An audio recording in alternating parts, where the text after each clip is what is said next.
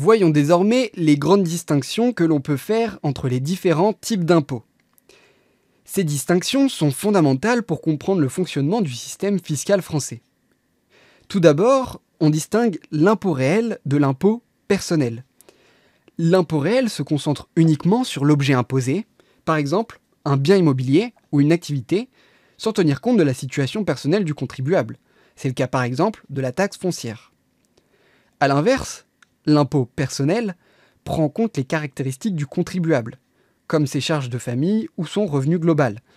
C'est le cas de l'impôt sur le revenu. Deuxième distinction, l'impôt direct et l'impôt indirect.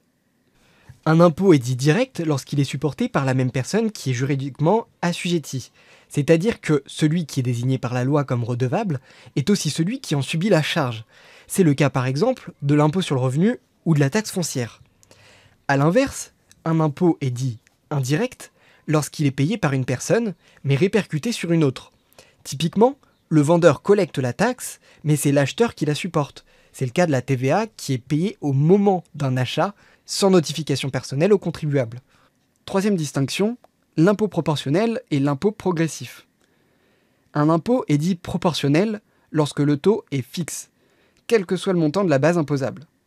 Par exemple, une taxe de 10% sur tous les revenus, que vous gagnez 1 000 € ou 10 000 €, c'est proportionnel. En revanche, un impôt est progressif si le taux augmente avec le revenu. Plus vous gagnez, plus le pourcentage que vous payez est élevé. C'est le cas du barème de l'impôt sur le revenu en France. La quatrième distinction que l'on fera ici est l'impôt analytique et l'impôt synthétique.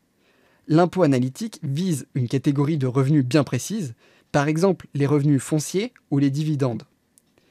L'impôt synthétique, lui, regroupe plusieurs types de revenus pour établir une imposition globale. Encore une fois, l'impôt sur le revenu en est un exemple, puisqu'il agrège salaire, pension, revenus fonciers, etc.